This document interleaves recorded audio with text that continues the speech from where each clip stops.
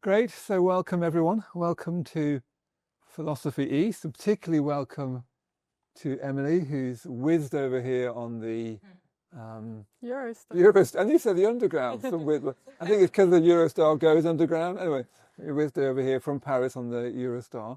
So really lovely to have you here, Emily. Thank And we're going to be talking about her wonderful book, Herald of a Restless World. A friend of mine wrote to me to say how much he liked it, but he called it Harold of the Restless World, which was sort of charming. Hi there, come in. Yes, so what I'll want to do is just sort of frame philosophy in a Buddhist context. Emily and I were just talking about this before the event, because, why are we here talking about Bergson in front of the figure of the Buddha?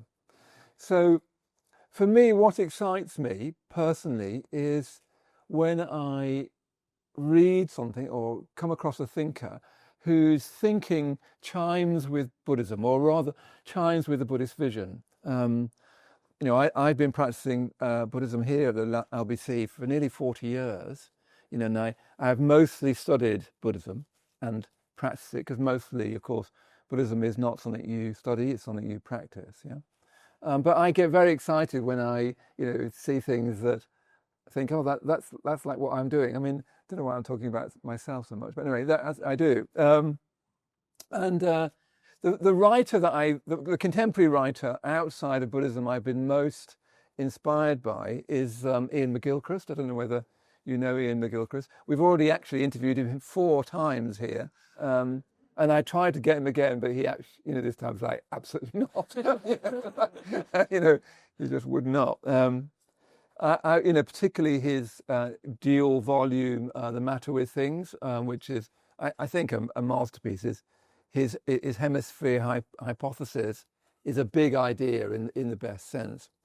And you know what it's like when you read someone you admire, and especially for me, someone that kind of rhymes with aspects of Buddhism or sort of illuminates my own practice of Buddhism from a different perspective, from a Western perspective. And sort of names keep coming up, and the 2 names that I kept noticing were Alfred North Whitehead, and we had Matt Siegel here just a month or so ago to talk about the philosophy of Alfred North Whitehead. His philosophy is for me, was very suggestive of Buddhism. And then the other philosopher, of course, that Ian McGilchrist mentions is Henry Bergson.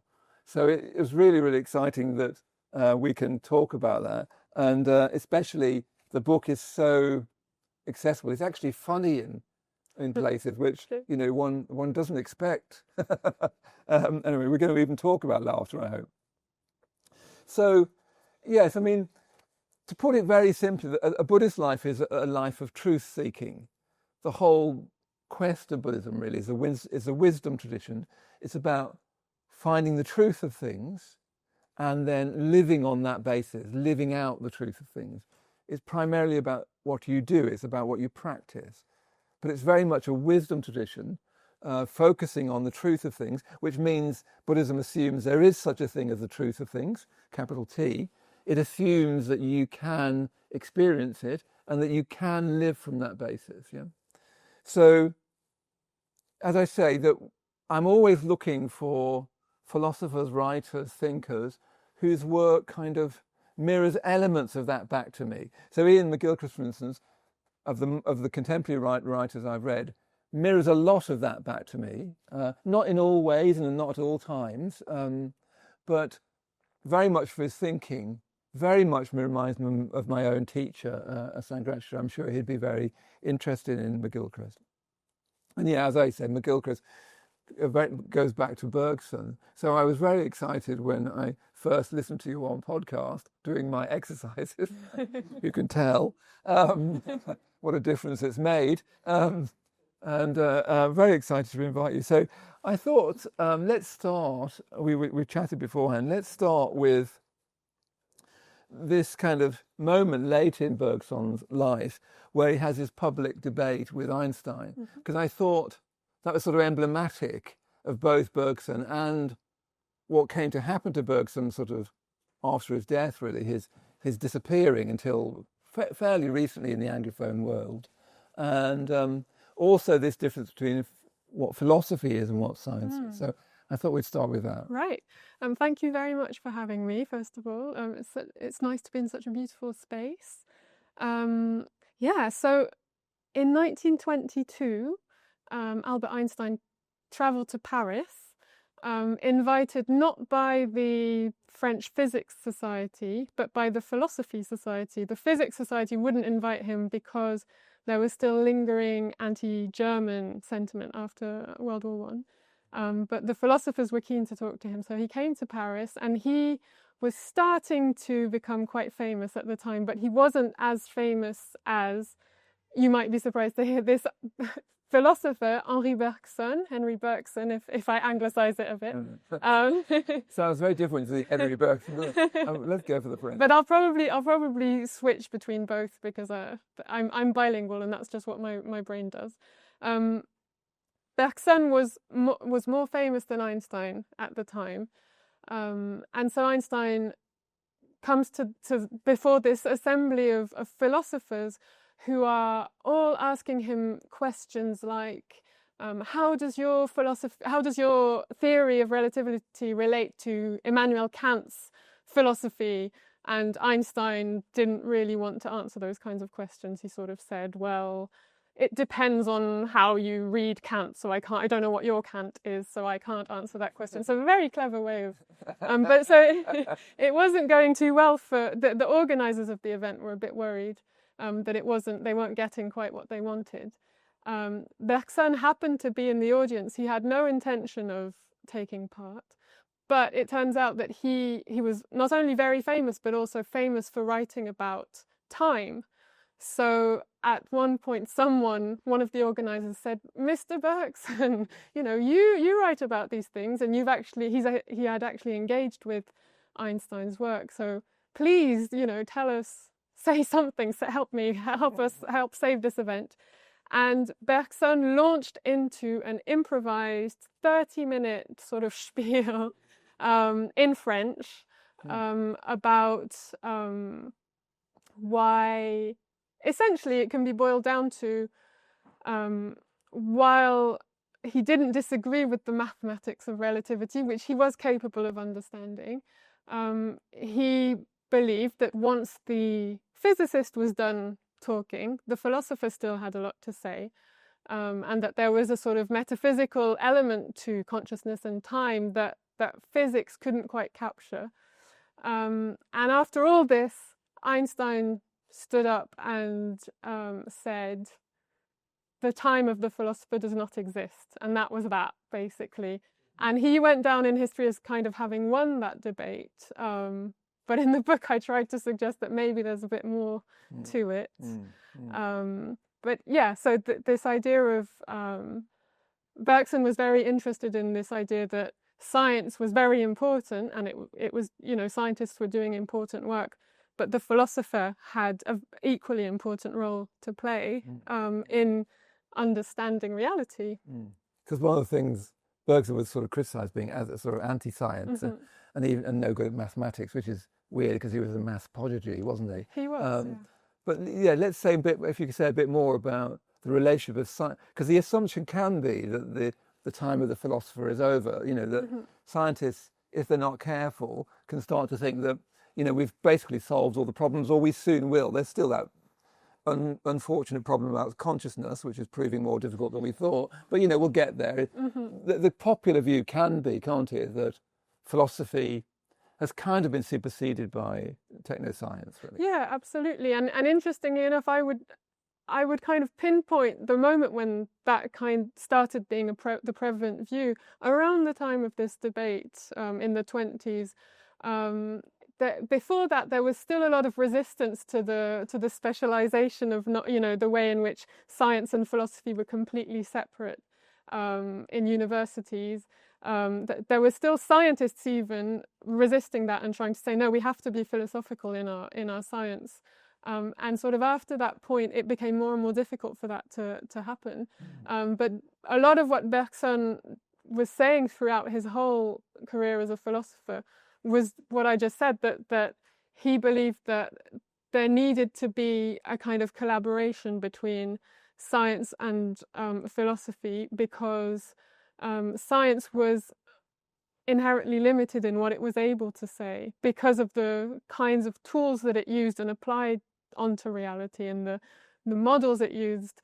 It was by nature kind of, in order to be able to measure reality, science has to kind of make it still and into identical units that can be measured, kind of thing. And Bergson was saying that's incredibly important and useful, but we have to remember that we are modifying what we're trying to describe in order to describe it scientifically. And the philosopher, who is not necessarily seeking the practical results that the scientist is seeking, can allow him or herself to be more metaphysical, in the sense that, you know, can look at reality not through that lens of measurement, but through a different lens and a more perhaps open lens, and that both can inform one another. He truly believed that. Because really, partly, it seems to me to be saying that you're always doing some kind of metaphysics. Just that nearly always you don't know that you are. You know. And that was something that was one of the things he was trying to tell Einstein, actually, was that, you know, there's no such thing as being metaphysically or philosophically neutral. If you're a scientist, you whether you know it or not, you've subscribed to a metaphysical viewpoint of the world, and more often than not, you might not know it.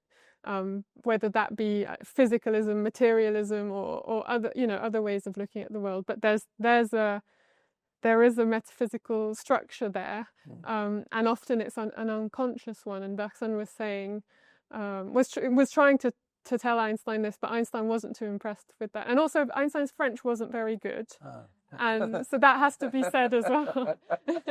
So he would have listened to this very long spiel and been like, "What is this guy talking about?" So let's go from there, I think, to, because one of the great ideas, and there are quite a few actually on there, is this question, the matter of durée. And there's no real translation for it in England. English people tend to translate it as duration. Sounds much worse in English. Duration. Anyway, what is it about English? Anyway, actually, durée is you can't really translate it, and I think it's quite nice not to leave it translated because of it. But I thought I'd ask you to tell that lovely story. You've probably told it hundreds of times and probably getting tired of it. In 1910, you know, but Bergson is, by this time, I think, very, very famous, you know, this spectacularly famous philosopher, unimaginable now. And you tell the story. It's no good me telling. So his lectures at the Collège de France in Paris would attract hundreds and hundreds of people every week. And at the end of one of his lectures, a woman came up to him and said, "Okay, I'm not sure I quite get it. Just tell me in a sentence what you're trying to say, what your philosophy is about." And he kind of ironically, but not quite ironically, responded, "I'm simply saying that time is not space." And that's kind of a good starting point to think about durée. Do you want me to get into it? Let's get, There's a lot in. I mean, the more I've reflected on that simple time is not space, is that there's actually much more. I mean, it's actually a brilliant, it's almost an insight into things. Yeah, and it's an insight that Bergson had when he was, so years before that, when he was writing his PhD dissertation. And initially he was very much a sort of materialist, you know, he wanted to be a philosopher of science, and he was a big fan of Herbert Spencer, who's another philosopher that's been forgotten a little bit, a British philosopher. But he believed that, you know, in the materiality of things, and so he was looking at all the concepts of physics of his time, so the late 19th century. And it's when he got to the concept of time as it is described in equations of physics, that he had this realization that actually what we are describing, what scientists are describing when they describe time, isn't time, it's a kind of spatialized version of time. There's no the temporality has been removed from time in order to measure it. in his first book, he uses a thought experiment, which is quite useful to sort of see what he's trying to get at. He imagines a kind of, a bit like Descartes' evil genie, but this one is a temporal genie. So he imagines a genie who is able to accelerate time, meaning that a day will go by in 12 hours instead of 24 hours, and everything else accelerates proportionally. If we were to live inside that world, it would make no difference to the equations of astrophysicists, but to anyone who lived that change, we might not immediately grasp that it's a quantitative change, but we would feel a lessening in the sort of piling up of experience between sunrise and sunset. We'd have a kind of qualitative sense. And that's what's taken out of the scientific definition of time. That's what's missing, and what has to be removed in order for time to be measured. Time has to be treated like bits of space, or, moments in time are treated like they can be juxtaposed, moved around, when actually Bergson is saying the way we experience time, no two moments are the same. And I can keep going because he has lots of, because I've kind of told you what durée is not. It's quite hard to tell you what it is, and we'll probably get into that because it has to do with the very nature of language. But he uses a lot of images because concepts just won't do it because they're too restrictive. But so he tries to put his reader on the right track. And by the way, he got a Nobel Prize for literature because his writing is very beautiful. And one of the images he likes to use is that of music. So if you think of sheet music, the notes can be sort of spatially arranged, and you can have a same symbol, and all these symbols are sort of interchangeable, and they're juxtaposed in a neat way. But that's not how you will experience listening to a melody. When you listen to a melody, no two notes can be interchanged. And if the melody were to stop before the end, it's just a completely different melody. Everything you hear and experience is informed by everything that's come before in the melody. And that's kind of how we experience time as well. Another image, he kind of says that time that passes is not time that's lost, but time that's gained, in a sense. That we're sort of accumulating experience, and for that reason no two moments can be identical, because even if you're in the same spot looking at the same painting and the weather is exactly the same, you're not having the same experience because because of the experience you've accumulated, you've already seen it, so you're having a different experience. So the spatialized time, you have units that are identical and interchangeable, like beads on a thread almost, but lived time, there's nothing like that, and there's nothing like a clear boundary between moments. So that's what he's getting at, and that you can see I can go on for a long time like this and trying to add imagery upon imagery, because that's kind of what he does. Let's see if we can try, because I think there's so much in it actually. It's weird because on first glance it's like, oh yes, I sort of get that. But like the thing that struck me is that it's reminded me of Zeno's arrow. Zeno's arrow is the idea that if you shoot an arrow, logically it can never hit the target because an arrow can only be in one place. It can't be here and on the way to somewhere else. When you think of it logically, everything that moves can't be here and somewhere on the way to somewhere else. It's not possible. They're either here or they're not. They're here. You can break down that more and more and more, so it becomes impossible. That movement is impossible, and that means every leaf that blows, every smallest movement, from Zeno's arrow's point of view, can't be possible. So there's all sorts of things. It's one of those logical things. And Bergson would say that that's a kind of logical fallacy that comes from spatializing movement and time, and it's something that we then apply to our own conscious experience, which is something that he wants us to be aware of, that we think of our own selves as I was hungry and then I ate and then I was no longer hungry. I was a child and then I became an adult. There's no, in reality, the language we use kind of puts all these moments into little boxes, but actually the way time is experienced to a consciousness, there's no clear demarcation there's no clear before and after. There's only this kind of swelling. And I think he did actually address Zeno's paradoxes and said, but that's just not how movement works. That only makes sense if you've decided that the thing you're looking at is already immobile and not moving. But actually,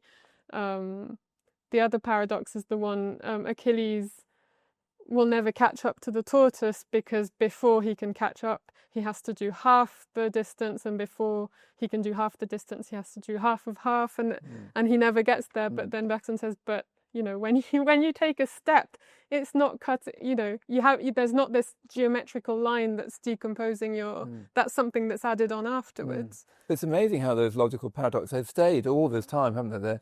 They've been ancient conundrums in philosophy. So what does that mean? And it's interesting because Ian McGilchrist also talks about them being, from that, I think, using Bergson. I mean, the other thought I had about it, and see what you think of it, I'm often talking to people about their past, because past clearly affects you. And I found myself saying past is the wrong metaphor. Because when we talk about our past, we're using a spatial metaphor. It's like you're on a ship, and the past is like the coast you've just left, and it goes further and further away from you. So your childhood, as you get older, is further and further away. You're in this ship of the present, and you're going to this future point, as if the past is going further away.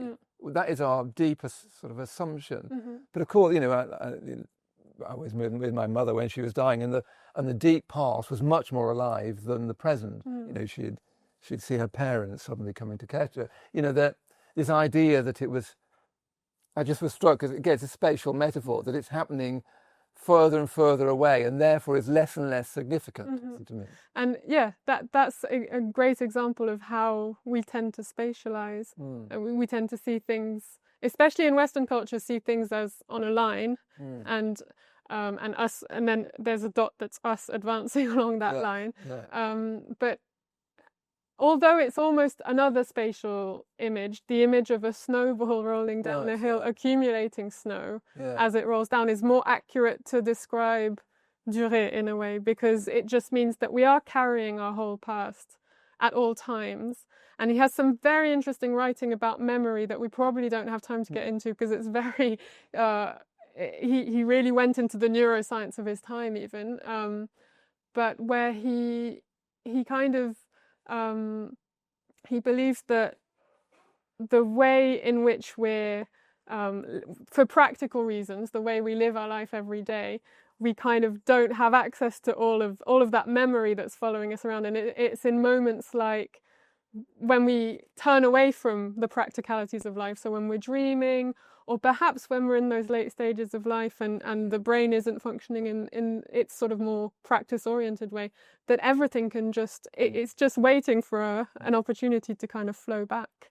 I mean, that's also very much my experience of meditation, is that in meditation, nearly always when I go deeper, it's funny as well, because we have this one word, memory, and the trouble with that is that you can consciously remember something that happened, but you seem to have a different kind of memory, where memories reappear in a lived sense, not in a remembered sense. And nearly always when I find in meditation, when I go deeper in meditation, I have those sorts of experiences of often not very important memories, not like traumatic memories or anything like that. It's just things that suddenly are vividly there again. Yeah, and Bergson would probably say it's because in a state of meditation you are not... he would say what he calls attention to life, which actually means practice. I'm in survival mode. I'm doing all the practical things. You're not, when you're meditating, that's not what you're focused on. And so it's the perfect opportunity for that snowball to sort of do whatever it wants. And he thinks about hypnosis and dreams and near-death experiences as well as moments where we're as far away as possible from practical life. I mean, again, see if we can go into this sort of snowball metaphor a bit more, because this idea that time is gained and not lost, a very suggestive idea, isn't it? That time is gained and not lost. That because there's so much, we're now obsessed with time, aren't we? We're more obsessed with time than we were in Bergson's, time as, we're all trying to sort of get more time and put more things into our time and treat time more and more as an abstraction, or even a resource that we can kind of mine. And it's making us feel like we've got less time, not more. With all our, time-saving, self-optimizing things, actually we're ending up feeling like we've got less time. So is there a way we can say more about this? I'm very struck by that you're like this whole thought. You also talk about looking at a painting, for instance, and how as you look at a painting, the painting kind of deepens in front of you. It's a similar kind, that there's more to things as you can explain. It's tricky though, isn't it? It's much more it's a tricky idea because it's not a neat concept with a clear definition, because that's exactly what he's trying to escape, with his, which is why people like Bertrand Russell didn't like him, because it's not. But yeah, the idea of the painting or anything really, where if you just imagine looking at even a blank surface for a certain amount of time, your mind is you're going to be enriched with something. Something is going to happen that adds to the snowballing, adds to the experience. And I think it was interesting what you're saying as well about this desperate kind of way of clinging on to time that we perceive as being lost. Whereas it's just making me think we would feel much more comfortable sitting and doing nothing if we were thinking about time as something gained rather than lost. I think that's really interesting. And it's a nicer way to be as well, to really become aware of in French it's the word vécu, which I guess means lived, sort of the lived experience that we've accumulated. And perhaps, there's an obsession with aging now as well, obviously, that is seen as a loss as well, whereas it could be seen as, it's a privilege to get to a certain point in life. And to have carried all that with you and gained more. It just feels like it's a really needed idea, that as we get older, because what that suggests is that, again, I'm very struck from the spiritual parallels, that if you meditate and study and make friends and try and be kind and all those things, that would make more of you, which is how he actually feels, that you feel like there's kind of more to you if you've paid attention in a certain sort of way, rather than time's just always running out, which has created this kind of weird frenetic busyness, followed by a sense that actually there's less time. And it's interesting because reading Bergson's correspondence, he was constantly complaining that he didn't have enough time to do what he wanted to do, which was think about philosophy. He was receiving so many letters every day. It took him hours just to get through his correspondence, and he was always being invited to things, and what he really wanted to do was just sit in silence and think, but he wasn't being afforded that luxury, I guess, because he was such a... Well, perhaps that's a good moment to sort of segue a bit into the life, because he is the sort of first superstar philosopher. I mean, it's unthinkable now, although it's starting to happen a bit online. People like Bernardo Kastrup and Rupert Sheldrake and so forth. They're not quite superstars like Bergson was, but he's like the first, isn't he? Yes, it took him by surprise. Certainly, it wasn't something he was looking for, but it kind of happened at the very beginning of the 20th century, when he had managed to get a lectureship at the Collège de France, which is a slightly weird institution in France, because and still to this day, all the lectures are public lectures, so it's all highly qualified scholars in lots of different fields. But there's no enrollment, there's no exams. It's just a place where members of the public can go and learn things. And so he had and I think this is important because had he lectured at the Sorbonne, maybe people would not have been as aware of him. But as it turns out, he not only was lecturing in a space where anyone could go, but also apparently he was very gifted as a lecturer. And he lectured without notes, and people would leave in, I've read very long descriptions, people seemingly sort of leaving in a trance where they're talking about the musicality of the ideas and of his voice. And so clearly there was something quite amazing about that. And so around 1910, then that's when it really exploded, and he had first in Paris hundreds and hundreds of people, including lots of women, attend his lectures.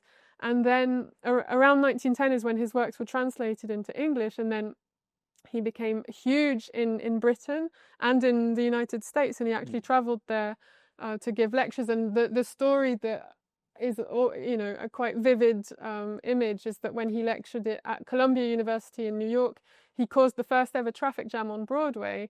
And this is 1913, so imagine sort of what the cars would have looked like. And there are just stories of people fainting at his lectures, and people fighting in the corridors to get in, or rich people sending their valets to save a seat. And obviously this would then cause problems with the person lecturing before him, who'd have his lecture theatre full of valets. That very funny story, doesn't it? So the poor guy who lectured before him wasn't used to having many people at his lectures, and suddenly he was getting lots and lots of people who were playing cards at the back of the lecture theatre and things like that. So he was very annoyed by that, as you can imagine. I mean, fair enough. So it was a huge phenomenon, and Bergson actually hated it. He didn't like the noise that it created around him, and the fact that he felt that his philosophy wasn't being taken as seriously because of it. And there was a lot of misogyny in the press as well about the fact that because lots of women were attending, and so that meant that the philosophy couldn't be good if women enjoyed it, kind of thing. You have a section on the philosophy of, say a bit more about, because you have a chapter on the whole question of why so many women. So it was. I've seen the rare photos that exist. You do see that there are. It's about 50-50. There are lots and lots of women, and as to why, I like to think that it's perhaps a combination of women weren't really studying at the Sorbonne yet. There were a few exceptions, I think. I think Marie Curie was already teaching maybe there, but I don't think many. I think women could enroll, but they weren't allowed to do the exams or something. So it meant that, or it's the other way around. Anyway, it was not easy for women to be at the Sorbonne. So that would be an incentive for lots of women to go to the Collège de France instead. And it just so happens that a lot of the themes that he was bringing up in his lectures to do with freedom and memory and time, I think perhaps were exciting ideas to be thinking about at a time when suffragette movements were a big thing. He was seen as a bit more transgressive than perhaps what was going on at the Sorbonne, even though actually he was quite moderate politically, but I think a lot of people saw him that way. And so there was terrible kind of, as I said, there was the misogyny that was against the women, saying, well, they're against the philosophy, not very good philosophy if women like it. Then it was sort of used against the women again. Oh, well, of course women like this wishy-washy philosophy that talks about intuition. So it went both ways. And then that was mixed up with quite horrible anti-Semitism as well, because Bergson was born Jewish, and there was this idea that he was going against the kind of Cartesian, rational roots of France, bringing in this feminine, and these words were used against him, sort of barbaric culture of not being quite French because he was Jewish. So that went hand in hand, which is quite nasty. I mean, it's a remarkable life, because his father was a composer, not a very successful one, and his Marcel Proust was his best man at his wedding. I mean, if you'd made a film of it, you'd think, well, I don't think that would happen. You know, that's pushing it too far. You know, you'd have to sort of play it down. I know, yeah. I mean, if there are any film producers here, I'd be happy to adapt it into a film. But no, I agree. It's that there's, and we have, so we've talked about the Einstein episode, but we haven't even talked about the, he was also a kind of secret agent during World War One, which he was sent by the French government to the US at a time when crossing the Atlantic was quite dangerous because there was kind of submarine warfare happening, to try and convince President Woodrow Wilson to join the war on that side. And the reason they sent Bergson is because Wilson was quite philosophically minded and well read, and they thought that if they sent a diplomat, it would be seen as too aggressive. But someone as renowned as Bergson would be able to kind of flatter that academic ego a little bit. And I mean, it's hard to say whether that's what swayed him, but he was there. He had private meetings with Wilson, and we know that from his notes that he raised a lot of the points that did play into Wilson's decision. So that's an untold bit of history. That's a bit of history that isn't often told, let's put it that way. Which again, that's another episode in his life. That these remarkable essays that even going back to his father being taught by Chopin. Yes, yeah. So you've got this, like... There's a lot of celebrity cameos. Yeah, there is. Yeah, there is. Yeah, indeed. And Proust was found uncomfortable by the relationship, wasn't he? Yeah, so he was a cousin by marriage. Because he was on Bergson's wife's family side. He was very young at Bergson's wedding. He was, I think, 21, and by the time he was trying to get à la recherche, what's the title in English? In Search of Lost Time. Bergson was already huge, and so because obviously of the themes in the book, and because of his family ties to Bergson, he was immediately associated with Bergson, and he wanted to be seen as original. So there's an interview where he kind of says, "I'm very flattered to be associated with Bergson, but it's not the same. I'm very original." But you kind of wonder. He clearly had read him, and they weren't that close. But I remember reading Bergson saying, "I never see him because he only comes out at night," speaking about Proust. Right, of course, yeah. But apparently they bonded over. They both had insomnia, and Proust once brought Bergson some wax earplugs. That's one of the fun anecdotes I have in the book, which I quite like. That's great. It's a great way to do it. So I thought in the second half, I wanted to start with this Bergson on laughter, because I often think that people don't take laughter seriously enough, to make a joke of it. But because it's comic and because laughter is, but I don't know any philosopher that's dwelt on it very much. And yet it seems to me very, very important. In a spiritual life, one of the things I always want to say is, if you haven't got a sense of humour, you need to go out and get one now. This is not going to go well for you if you haven't got a spiritual sense of humour.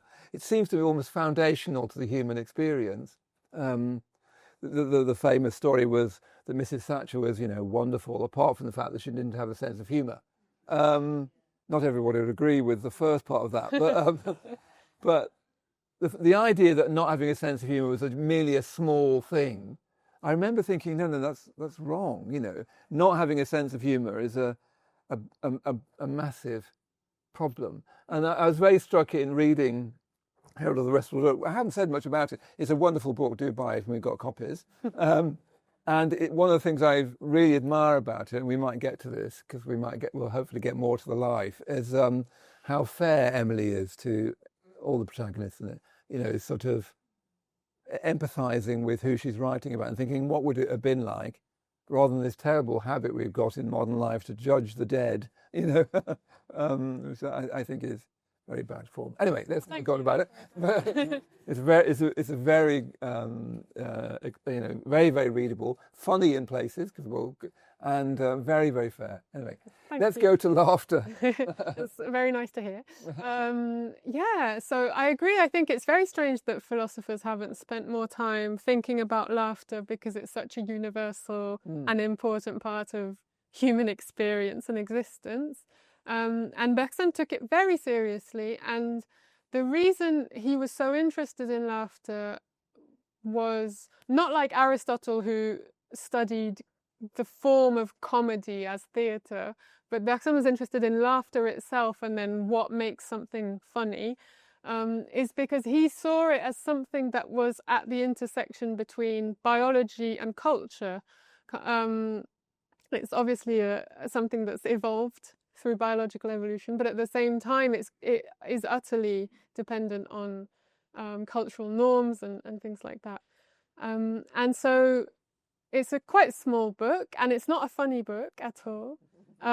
It's a very serious and at points quite boring actually book, but what he's doing is so interesting and so valuable, I find, because he's saying, I'm not trying to confine laughter or the comical to a definition, and this is a recurring theme with Bergson. I'm trying to observe it like a zoologist would observe an animal. I'm going to try and find it where it lives and see what its environment is like, and then from that perhaps see where that leads me. And so he starts off by thinking, well, he's got these three, which I think what I like with when I like a philosopher, usually it's because they're saying something that's very simple and seems obvious after you've read it, but that no one has expressed before. Yeah. And what he says about laughter I find really interesting, because he says laughter is something that never happens alone. So even if you are laughing alone, it's because you've got an imagined companion with you, or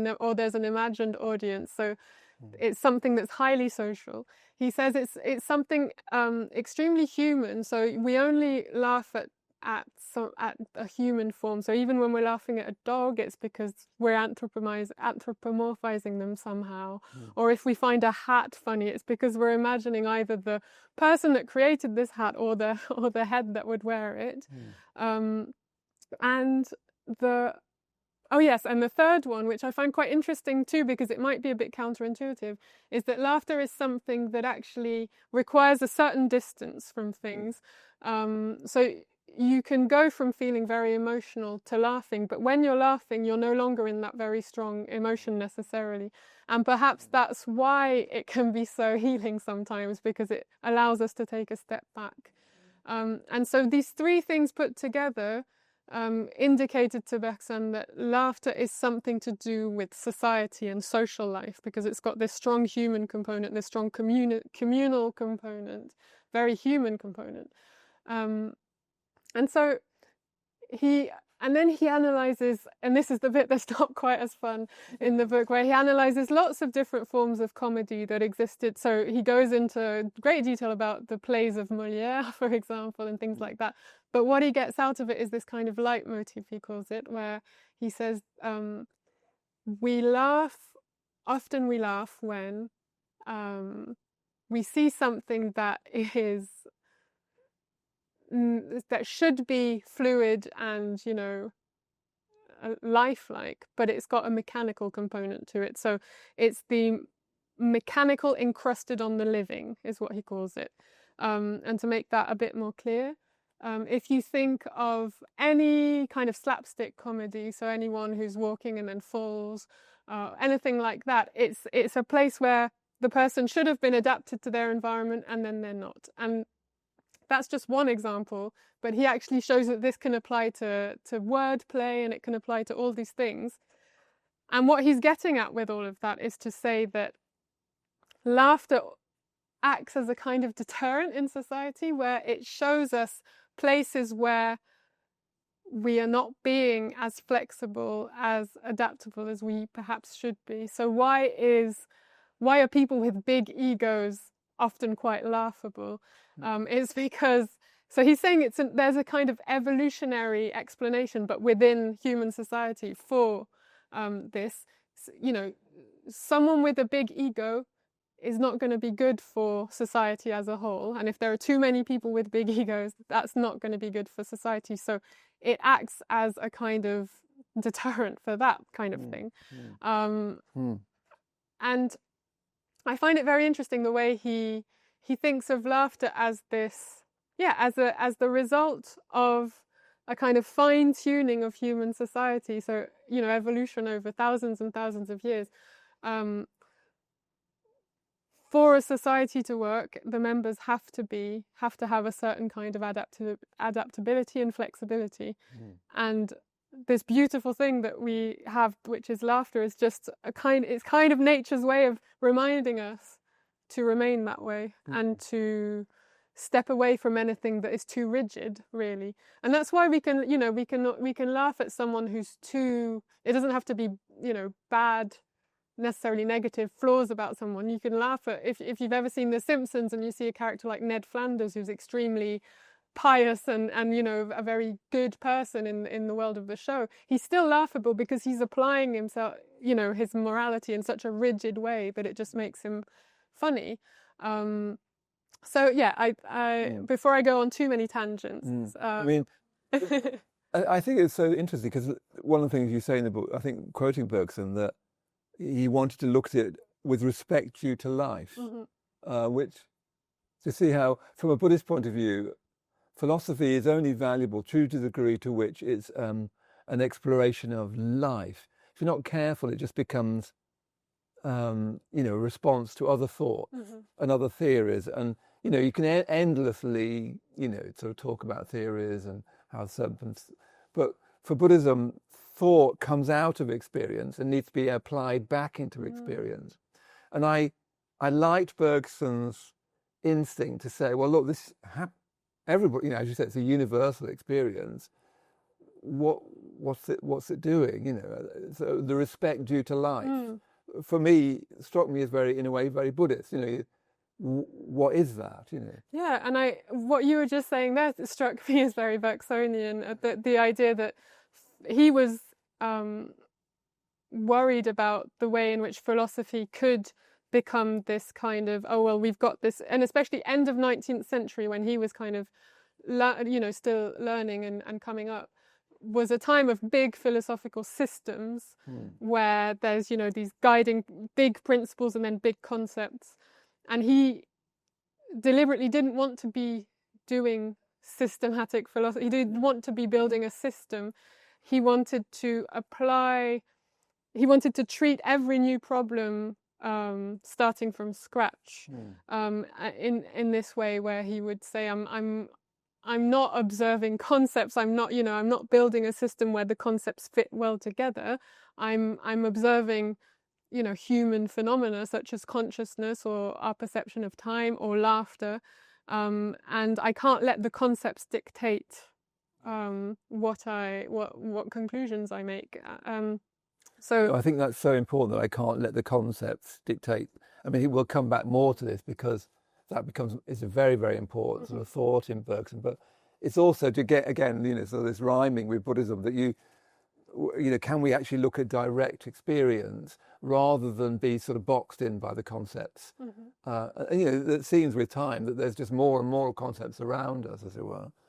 But also, I'm really struck with this question about laughter, that it creates a certain elasticity. I think you write in the book, and it regulates against certain sort of antisocial actions. So there's a concern now, isn't there, in our contemporary life about laughter and comedy becoming outlawed, or at least people finding it worrying, or that you can feel that there are all sorts of things you can't laugh about now. Some of that's good. But if it's not careful, again, it becomes very like Bergson's concern of a society becoming too rigid, and in a certain sense, taking itself too seriously. Never seems to me a very good self-sense. If you take yourself too seriously, there needs to be a sense of which you're able not to, And there's a reason why, authoritarians hate satire and hate and can't stand being mocked. It's because of that. They're precisely the kind of thing that laughter is meant to get rid of, really. And that's why laughter, I think, has always been a really powerful tool against all kinds of authoritarian regimes or any kind of place where power takes itself too seriously and isn't able to consider society as a whole. It also breaks down projection, doesn't it? It's, in Christianity, one of the fears is not criticizing God or Jesus, but it's laughing at, because it breaks the whole kind of projection in a way. Teachers particularly are very nervous.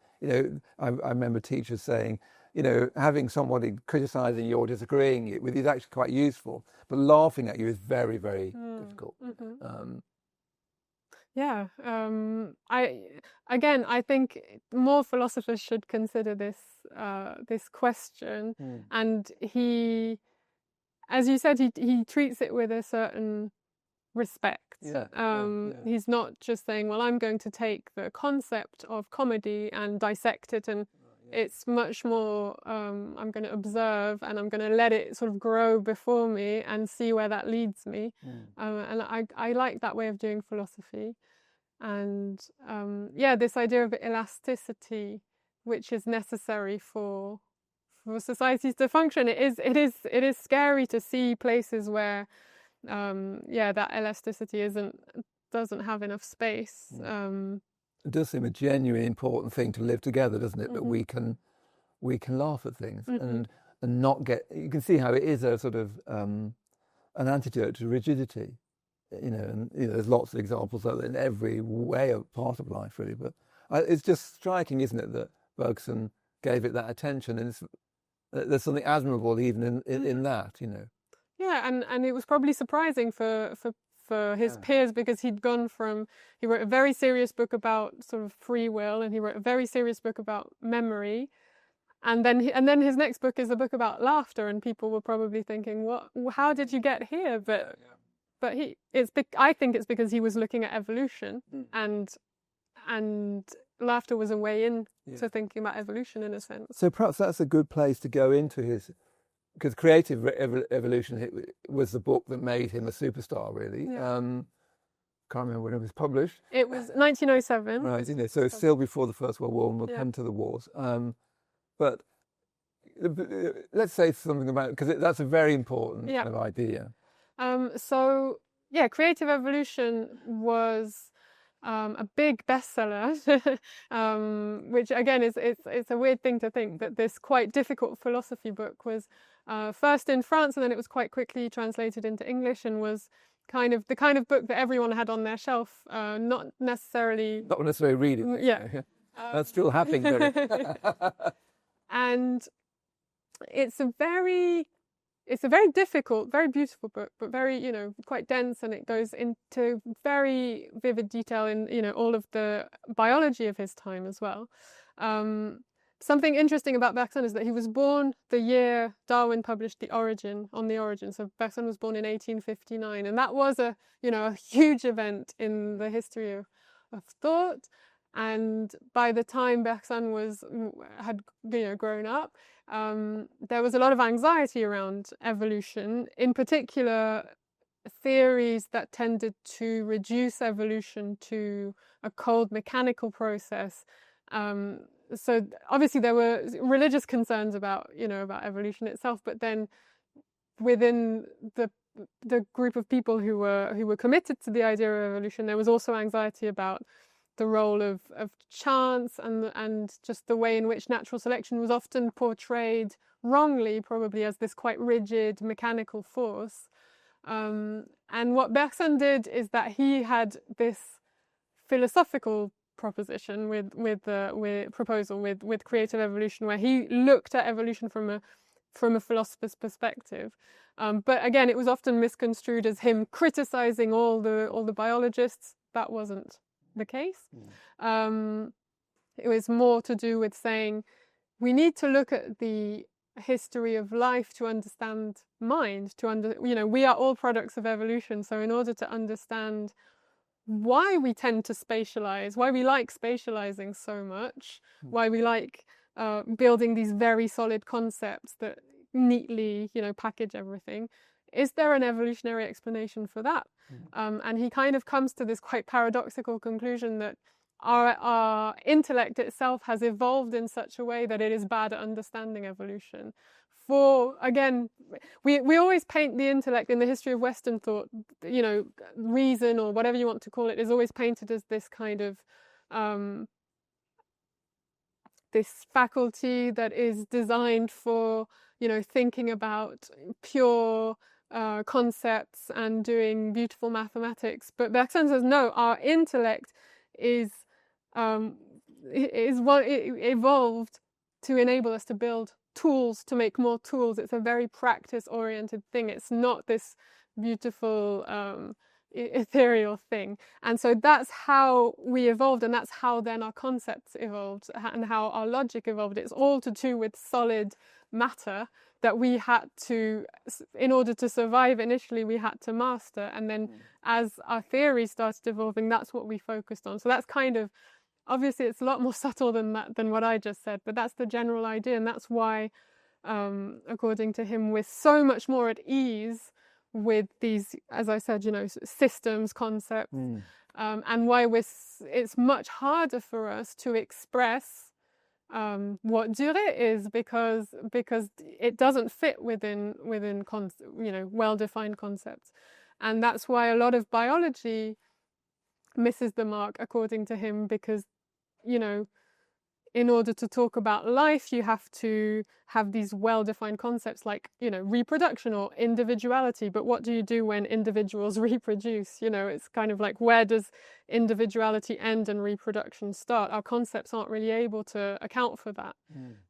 It's always more fluid and it always expands beyond the confines of these very useful concepts, but they're not enough, kind of thing. So you're saying that intellect really is good at things, isn't it?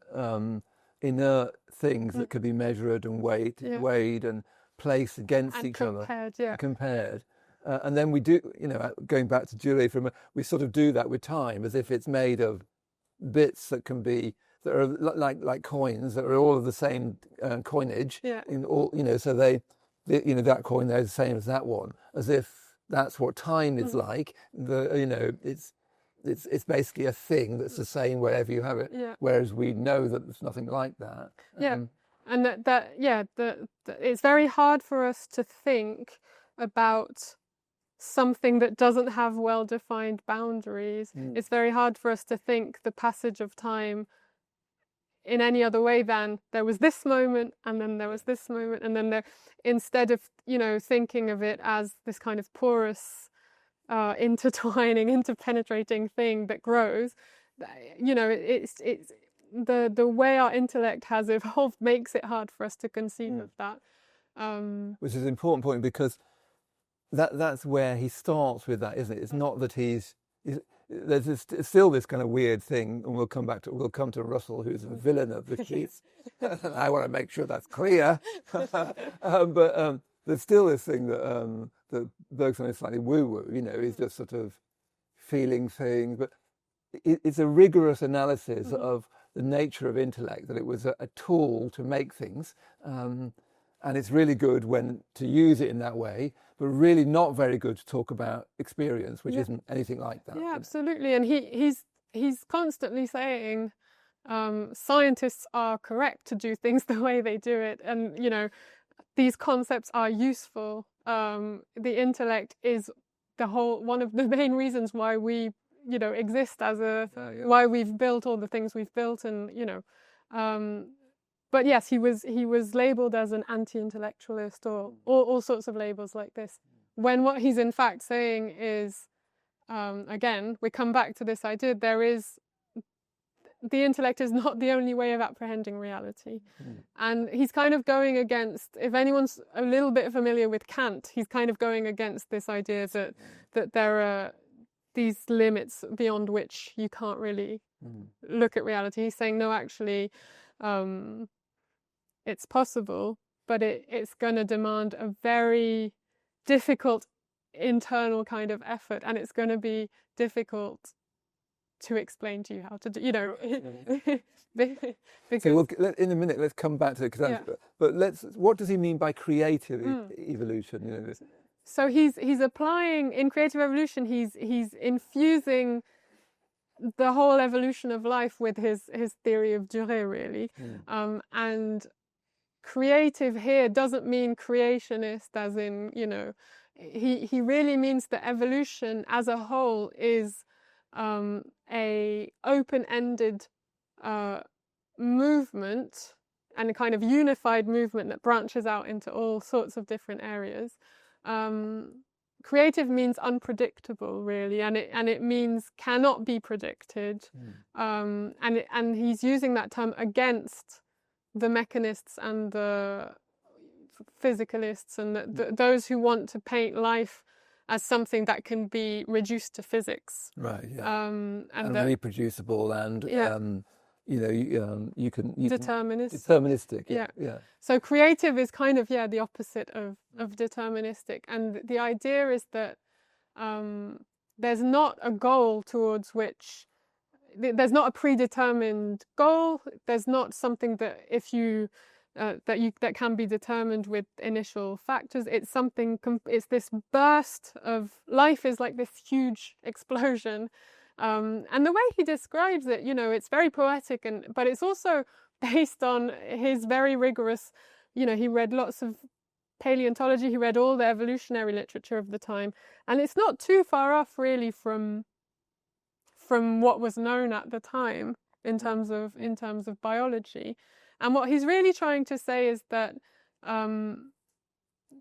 so both this idea that the concepts of biology are too restrictive and so not able to kind of contain this, but also this idea that if there is one goal in evolution, or if there's anything that resembles a kind of direction in evolution, it's actually an openness towards gaining more freedom. You know, it's life having to contend with obstacles and find ways to thrive despite these material obstacles, and then either fail or succeed in other ways. So that it's like this thrust of creative energy is kind of what he's getting at, and it kind of ties in with the language of thermodynamics at the time, and it kind of explains why he's using all these images of creativity, energy, vital impetus.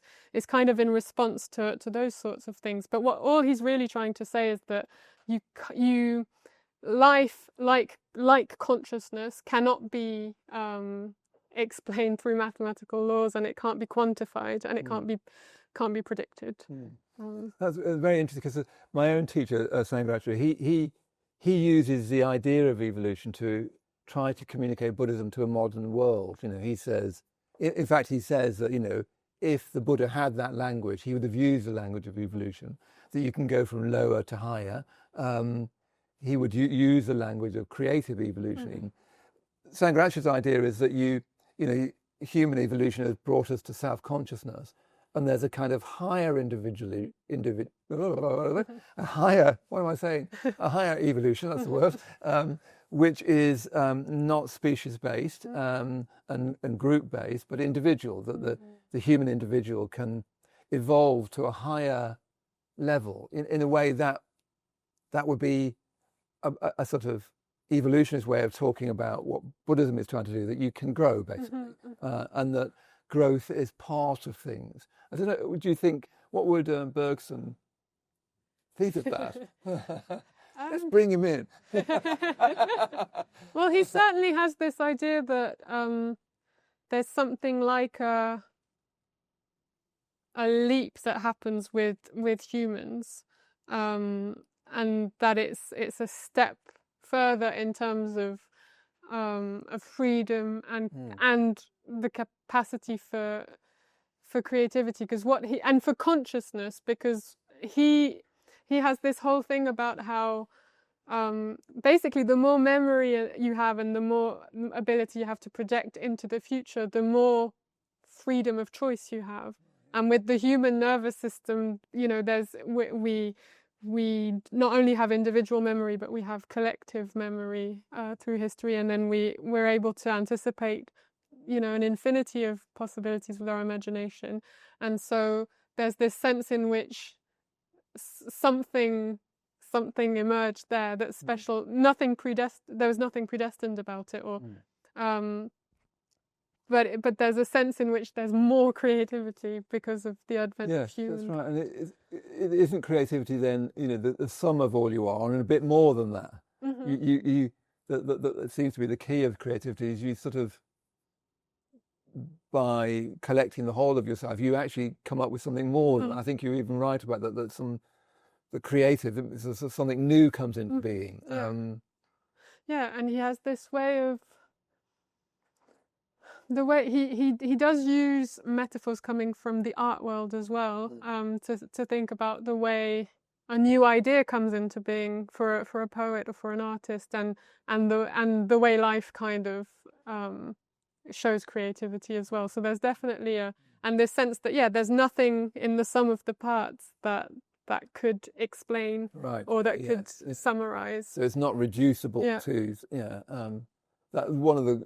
I think one of the reasons why Bergson is becoming more important now is because there's a lot of concern about this reductionism, that you kind of keep on thinking that you can reduce things to lower things. It's basically like thinking you could work out how a computer works by grinding it down and seeing the metals in it and saying, well, that's the basis of the computer, is these metals, which of course don't tell you anything about a computer. Yeah, and these are debates that keep reoccurring, it seems, because 100 years ago there was a very similar debate going on to do with biology and physics, and biologists were worried that they were going to be, become a subsection of physics, because that's what some of the physicists wanted. And it kind of seems to come back periodically, this idea that, as you said, that you can, and so there are, analysis. So the idea of breaking something apart to understand it works in some cases, but again, if we're talking about the creative process, or if we're talking about the experience of looking at a painting or remembering something, it might not work quite as well. And so it doesn't work for consciousness. You cannot reduce consciousness to brain function. Let's see if we can go from there to a little bit about, I'm just keeping a bit of an eye on time because I also want to talk more about his life, but let's see if we can go from there to intuition, which is one of his big ideas. Again, and they're all linked to Duret, aren't they, in a way? Duret is the insight that seems to have taken him into all these other areas, and as you say, sort of approach them afresh again. Where do we start with intuition? I'm not sure, but it's so. I would say that in the book, the way I try to approach intuition is at first to think about, in the early 20th century, there's a lot of anxiety around language, and there's the analytic philosophers who are saying language has to be as abstract as possible, to be as precise as possible, and it has to mirror the theories of physics. We can't get distracted by anything ambiguous. And Bergson almost has the opposite reaction, where he's saying the vaguer the better. That's not really what he's saying, but he's saying the more abstract you get, the further away you're getting from reality, because by definition you're abstracting something and you're removing it from the reality in which it resides and then looking at it. And he's saying the history of philosophy in Western philosophy often can be boiled down to misunderstandings based on the rigidity of concepts. And all of this to say that Bergson believes that there's a kind of non-linguistic almost way of approaching knowledge and reality, which he calls intuition, which he regretted using the term because intuition can be construed as something passive, or something a bit vague, when in fact he sees it as a really conscious effort. He uses the word effort a lot, to kind of reverse that natural inclination we have, our minds have to think spatially. So it's all. So he talks about doing violence to your own mind almost and it's always going to be just catching a glimpse. It's never going to. You're never going to be able to come back with an extremely coherent. But it's going to give you insights. So it's something like a non-conceptual, almost non-linguistic way of thinking. So being able to sit within oneself and experience the passage of durée without applying the notions of before and after, and being able to really experience that's actually something that's quite difficult to achieve. And he believes that it's not just an introspective tool, it's something that can be applied to reality in general, which it's hard to understand how that would work, but that's what he believes he's achieving. And so the way he talks about it as well there's a short article he wrote called Introduction to Metaphysics, where he distinguishes between analysis and intuition. And so analysis is you have an object you want to study, and you can go to an infinity of abstractions, and you can take 1,000,000 photos of it, and you can pull it to pieces. And intuition is what it would be like to sort of coincide with that object and have the full experience. He says it's like 1,000,000 descriptions of a character in a novel versus what it would be like to be that character just for a fraction of a second. Or it's the difference between looking at 1,000,000 photos of a city from lots of different points of view and then just walking through the city. Again, hard for him to say this is how you, this is how you apply intuition. But what he is getting at is it's the active effort to reverse this natural tendency we have to, and so it has to be kind of supra or infra intellectual somehow. You have to think outside of your own intellect. And he says there is a kind of knowledge that achieves this, but that's not conscious of it. It's instinct.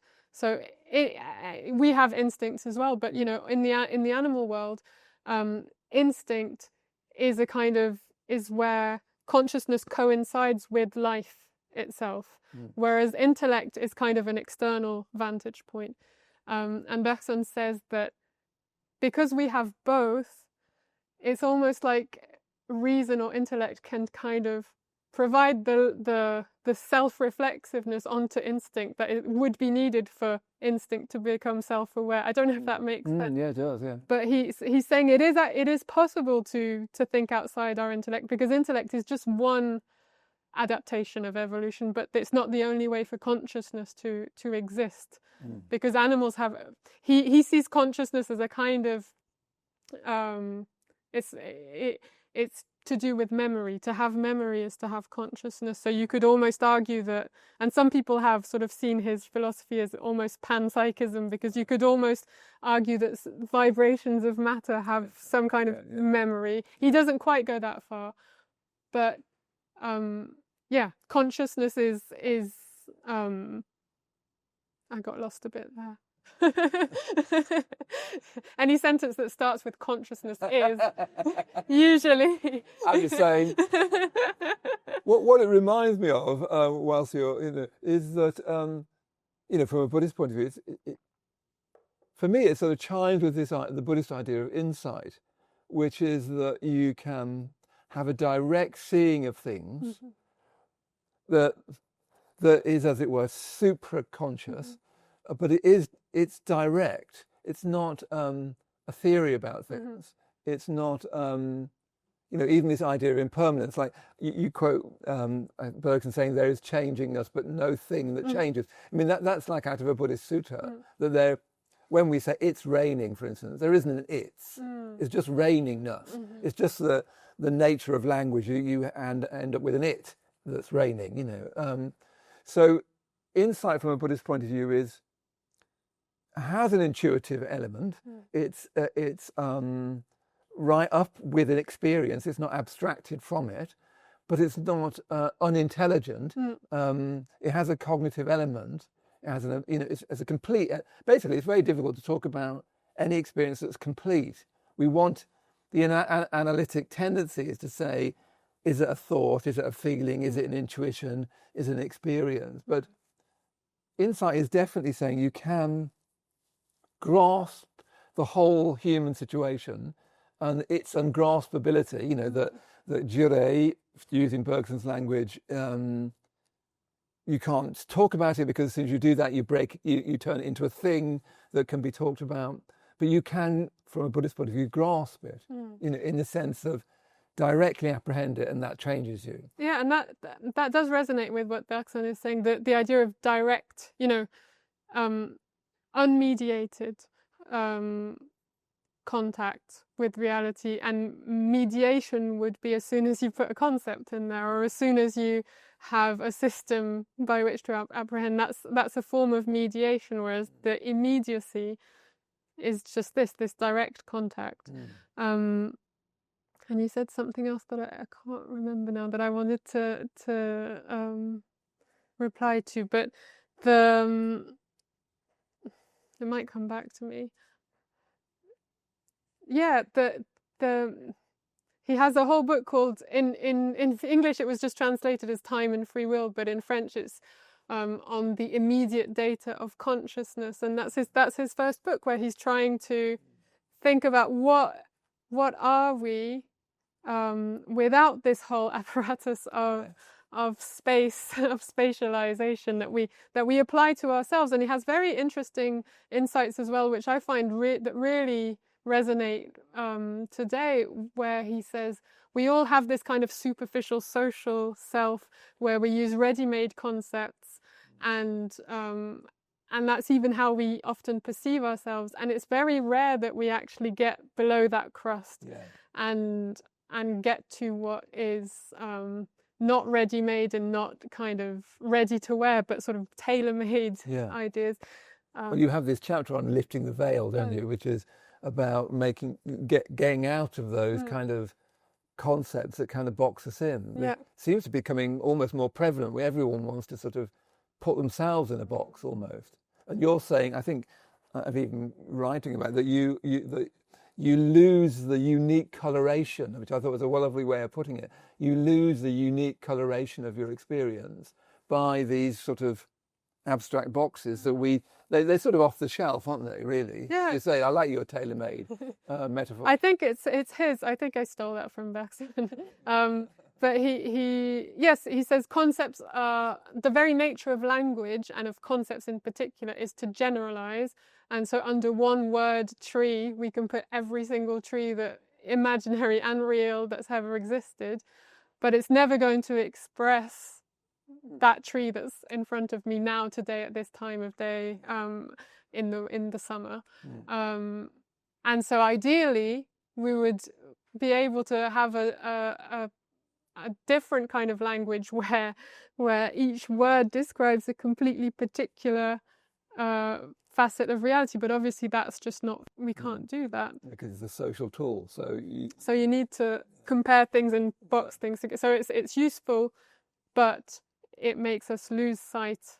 And again, we do it to ourselves. You have concepts to describe emotions, but when we're when we're talking to each other and saying, I feel upset, I feel angry, I feel happy, it seems obvious, but it's not. We're not describing the same thing as what the other person would experience, which has to do with how language works. And Bergson is trying to figure out a way to, and that's why he likes using images, because he says no one image is going to be enough to express what I'm trying to express, but if I use enough of them and they're all pointing in a similar direction, you're going to end up, hopefully as a reader, in the place where going to end up catching what he's saying, sort of getting what he's saying. Yeah. And it's also very similar to meditation in my mind, that in meditation you're trying to get below that kind of simple automatic labeling into something more like a richly embodied sense of what's the unique coloration of your experience. If you mean, how do you then work with that, It feels very redolent of I agree, meditation to me. And I remember when initially studying this idea of intuition, I was trying to, but what does he mean? What does he mean? It kind of, I remember thinking it's almost like he's inviting me to apply this to myself, and it felt a bit like, you know, I don't know a lot about meditation, but that's what it reminded me of at the time. Reading the book, it really reminded me of that you try and step away from those concepts, and we start to give our life to them. Weirdly, we sort of almost sacrifice our life to concepts and definitions and identities and forms and so on, rather than this unique coloration.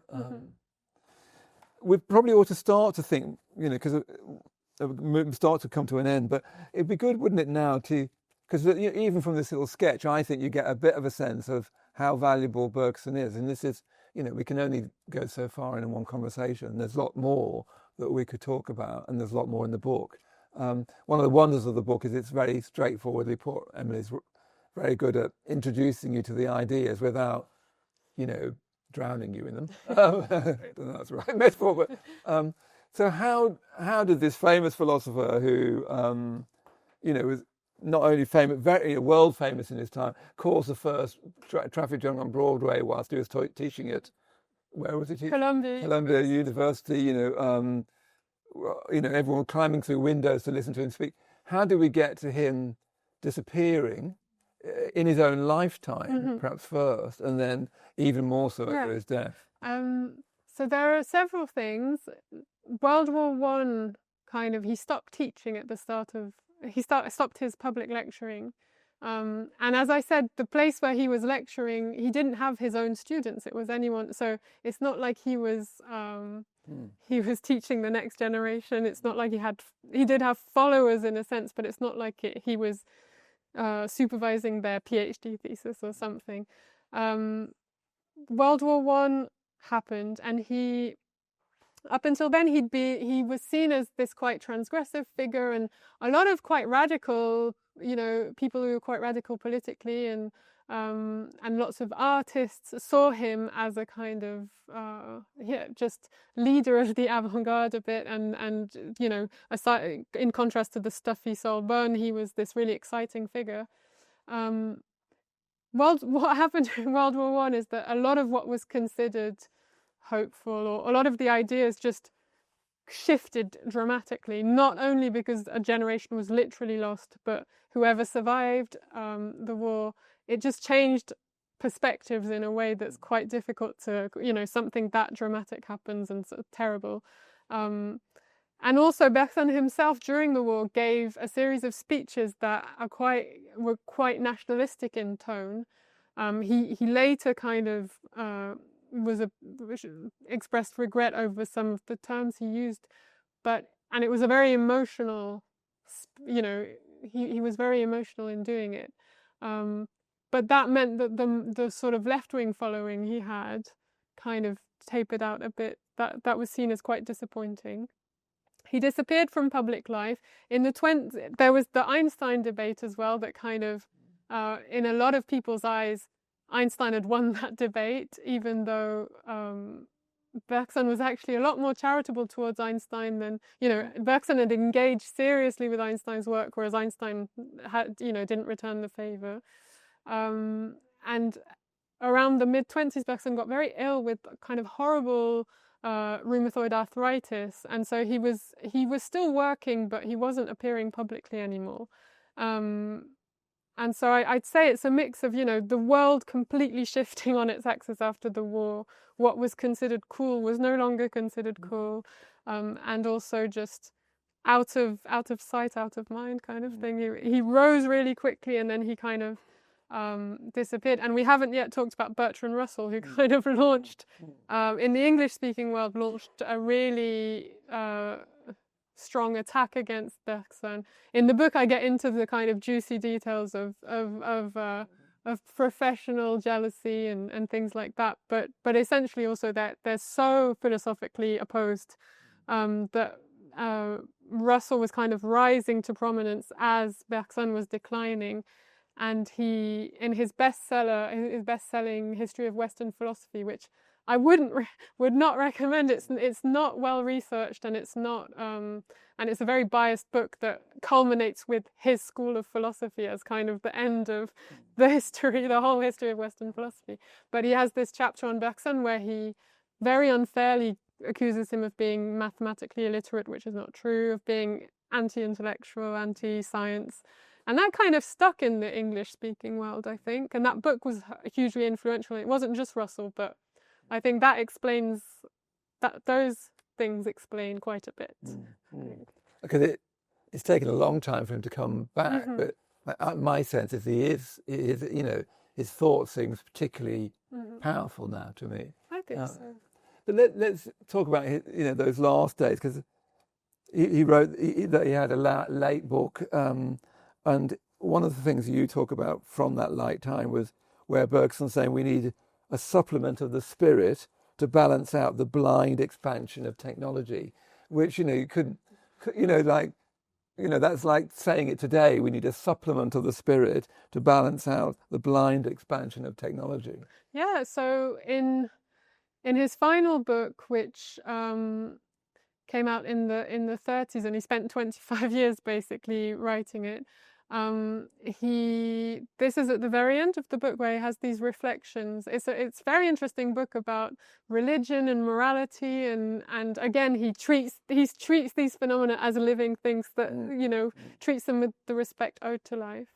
But yeah, towards the end he gets into all sorts of very interesting reflections, and one of them being that the rate at which technology is progressing seems to be too fast for our ethics to keep up. And I mean, that's very, you know, that resonates very strongly. And he believes that there needs to be a kind of spiritual consideration in what we're doing technologically. And this is before, you know, World War II and before, you know, atomic bombs and things like that. But already in the, you know, in the 30s, things were not looking great, and he could obviously see all of that happening. And when he published that book, people actually thought he was already dead, didn't they? Yes, so he didn't announce that he was writing a book. So when it came out, people were quite surprised, and yeah, after that, he was just sort of less and less able to move. He himself had a bit of a spiritual change towards the end of his life. So I mentioned he was born into a Jewish family, and he ended up wanting to convert to Catholicism. But what he really he wasn't very interested in the ritualistic aspect of Christianity, but he was very interested in mysticism. And I think and what he called the mystic was, you know, anyone from Socrates to anyone who kind of he viewed as having had that insight and been able to relay it back, was a mystic in his eyes. And I think he found interesting things in Christian mystics. But he, at the end, he refrained from publicly converting because he didn't want it to be seen as a rejection at a time when, you know, anti-Semitism was taking hold even more so than before. He didn't want that to be seen as a reaction to that, so he didn't convert officially, and he actually also refused by the time World War II started and the Vichy government was in place, he was offered kind of exemption from the anti-Semitic laws that were in place because, you know, Nobel Prize winner, prestigious French figure, and he actually refused, and so he ended up having to go stand in line to register as Jewish, and this was in the winter of 1940, and he died a few weeks later of pneumonia. So he was in his 80s at this point. He died in January of 1941. And the story that has been told by several people who were there is that he was sort of comatose and delirious, and then suddenly he gave a lecture. He gave a philosophy lecture, ended it with, "It's 5 o'clock, class is over," and that's how he died, which is kind of extraordinary. Again, too extraordinary to be true, it seems almost, but and he was very interested in the idea that your life flashes in front of, this idea, but it seems like he was transported back to a very specific place in his life as he was dying. And remarkable that he refused those exemptions, because he was an elderly man, very ill man, and there he was queuing in the cold in occupied Paris. In occupied Paris, and then it feels like that his reputation, largely because, I don't know whether largely, but certainly, Bertrand Russell was a big part of the undermining of his reputation. It's weird. All you need to say is someone's anti-science. And I've interviewed Rupert Sheldrake, and somebody ages ago said he was anti-science, and it's stuck ever since. And then they just become sort of weird things. But he is now sort of finding his moment, I think. I think so, and it probably is because he speaks to our current moment, which looking at the early 20th century society and anxieties around technology, the sort of dehumanizing aspects of mechanization, and there's a lot that resonates. I think he probably spoke to people, people were so enthusiastic about his philosophy for those reasons, and perhaps there are similar anxieties today, very different technology and different contexts, but similar worries about the dehumanization and this notion of AI being creative, and all of that, and the algorithms that quantify us and put us into neat boxes, and the desire to break out away from that. And we really do need that supplement of spirit, don't we? And absolutely. I think that's what we've got this evening. So thank you very much, England. Thank you.